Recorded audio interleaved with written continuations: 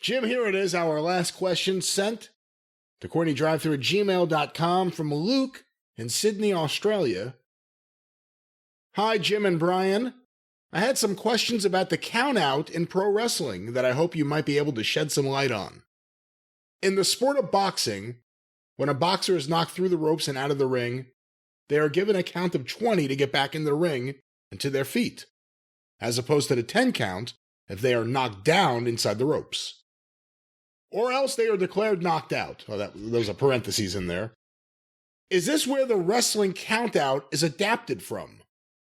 Likewise, in wrestling, if the wrestler doesn't re-enter the ring by the count, is this meant to be considered a knockout or a disqualification for not answering the referee's call? Finally, I noticed New Japan Pro Wrestling uses a 20 count for when the wrestlers leave the ring, but Western promotions use a 10 count. Do you know if there's a particular reason that the count time varies? Briefly and hopefully one by one.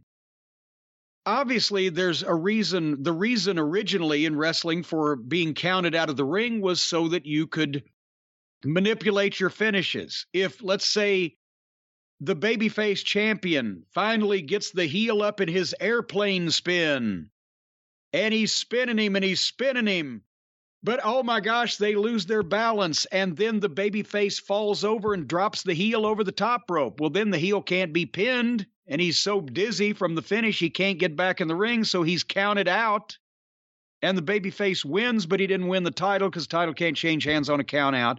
Or maybe they both fall over the top rope and they're both counted out. So, God damn it, the fans didn't see that heel beaten. The babyface almost had it, but it was just a fluke. He got dizzy, whatever. The point is, if you cannot return to the ring in a set period of time, you lose the match. And Buddy Rogers made a career out of getting local babyfaces over like that without ever doing a job, because he could come up with creative ways to take creative bumps that looked accidental and could never happen again in a million years. And, and that way the people would believe it. And then they would think, well, if Rogers comes back against so-and-so next time, that's not going to happen, and my hero will beat him. But, I mean, he was so accurate with it, they said he used to be able to take bumps over the top rope and land with his foot in a bucket on purpose, just to, make it fucking weird. But again, a count out, whether in the ring or on the floor, is just another rule that you would have if professional wrestling was a legitimate sport. And that's how you can utilize those things to manipulate the finishes. Different counts on the outside are different promotions. They do it in Japan because they liked fighting in Japan and the crowd, and even back in the 70s, and Japanese people won't sue you.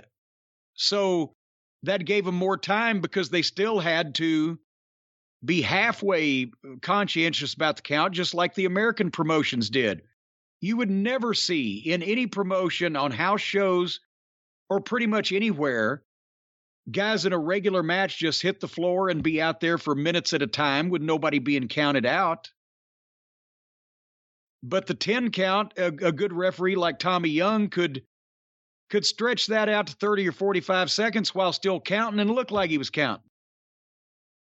And then they started doing the thing, and we've talked about this, it's so stupid, where both guys are out on the floor and one guy rolls in and breaks the count on everybody. And yeah, Flair used to do that sometime too, but it doesn't make any more sense then. But now it's epidemic with everybody doing it, and they hop up on the apron and then roll right back off, and suddenly that resets everything. All of this stuff was prostituted the farther along that we went, just like everything else, but originally it was grounded in realism and credibility, and that's